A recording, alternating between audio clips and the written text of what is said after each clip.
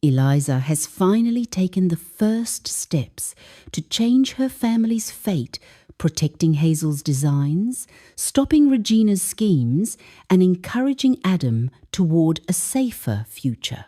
The past is already shifting, but the biggest challenge still lies ahead.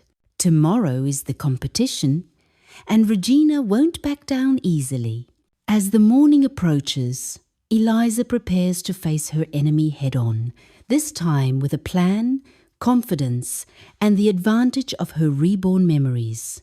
Chapter 5 begins with the day that will change everything. Welcome to FabulaVox, the voice of untold emotions and unforgettable tales. Let the story begin.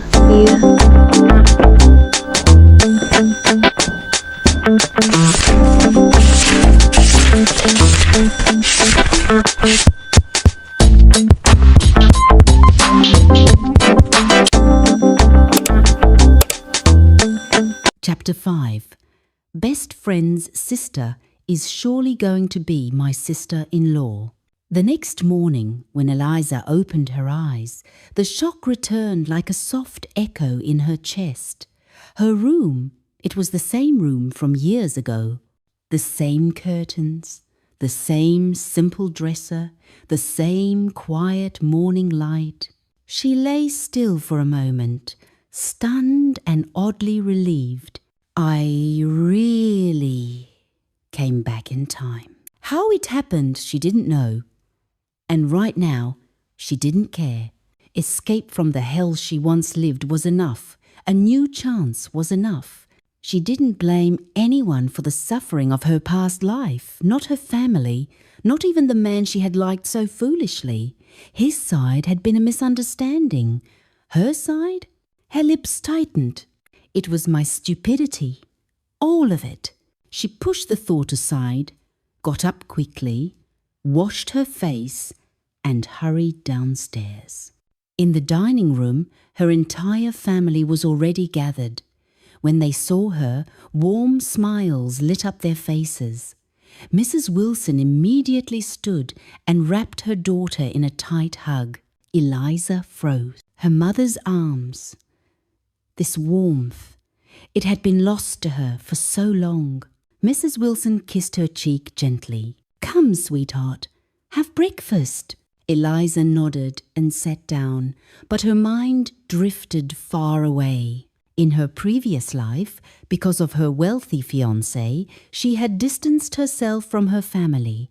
She knew he didn't truly like her, so she never brought him home. She thought naively that after everything settled, she would return with him, apologize, and mend things.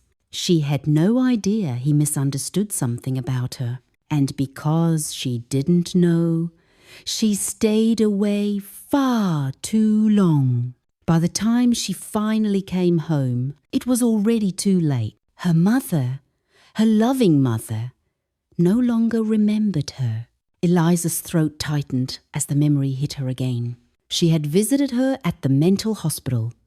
Eliza had held her mother's hands and whispered, "Mama, I am your daughter." Mrs. Wilson had only smiled softly and patted her cheek. "Oh, Hazel, you came to see me today." No matter how many times Eliza said, "I'm Eliza, not Hazel," her mother kept calling her by her sister's name. That day, Eliza realized something horrible. It was as if she had been erased from their lives. A single tear slipped down her cheek. Hazel noticed it immediately. She touched Eliza's shoulder gently. "Liz, what happened? Are you crying?" Eliza quickly wiped the tear and forced a smile. No, something just got in my eye." After breakfast, their father left for work. Adam stayed home to study for upcoming exams. Soon, the sisters packed their materials for the competition. They borrowed their neighbor's van, and Adam was assigned as the driver. Hazel hesitated the entire time. Deep inside, she still clung to the belief that Regina was telling the truth. Hazel didn't want to think she might be lied to, because if Regina truly had lied, then everything, their friendship, their trust, would shatter. Once they were mostly ready, Eliza stepped outside. The competition wasn't for a while, so she had time. She hoped Hazel would stay calm and not panic about Regina, at least not yet. Eliza walked toward a large, well-furnished house nearby her neighbor's home. This was where Alice lived. Her childhood best friend, her only real friend. The others from her past life were masks. But Alice had been real. In her previous life, Alice's world had been destroyed before Eliza could help. Not this time. Eliza rang the doorbell. Moments later, Alice appeared with a piece of toast in her mouth. When she spotted Eliza, she immediately removed the toast and threw her arms around her. "Wow! Look who decided to bless us with her presence," Alice teased dramatically. "Miss Eliza, who gets full marks and gets into the best law school. I thought you'd forgotten about me." Eliza narrowed her eyes slightly. There it was, Alice's signature drama, with that same acting talent she had saved them many times in school. Despite her theatrics, Alice was incredibly smart and was preparing for medical exams. They walked inside together, and Eliza greeted Alice's parents warmly. Breakfast was already done for them. Alice's elder sister, Mary, wasn't home. She had gone abroad for her studies. Alice's family had wealth now, but originally they came from a humble farming background. Her father had worked relentlessly to reach the status they held today. But in the last life, their story had ended painfully. They got involved with the wrong kind of rich people, and when Alice married, her husband, despite being rich by lineage, was a monster. He drained their money, broke their pride, and sent them back to the countryside with nothing. Eliza would not let that tragedy repeat. Alice led her to her room. After a moment of laughter and small talk, Eliza explained why she came. They needed 2 models for the competition. Hazel would be one, and Alice, who had a great figure, would be perfect for the second.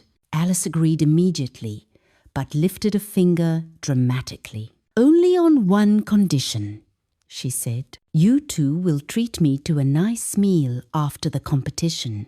Eliza laughed. "Deal." Alice got ready, and they headed together to Eliza's home. But as they walked, another thought struck Eliza, a mission she could not afford to forget. She had to keep Adam away from the woman who ruined him in the last life, and she needed to guide him slowly, carefully toward Mary, Alice's older sister. Mary had liked Adam since childhood, but when she returned from abroad, Adam was already dating someone else. She never confessed. Later, when Adam lost his leg, his girlfriend abandoned him without hesitation. Mary came running to the hospital in tears, but circumstances kept them apart. Eliza clenched her fists slightly. "Not this time. This time, everyone I love will be protected." And with that resolve burning quietly inside her heart, she walked beside Alice, ready for the day ahead.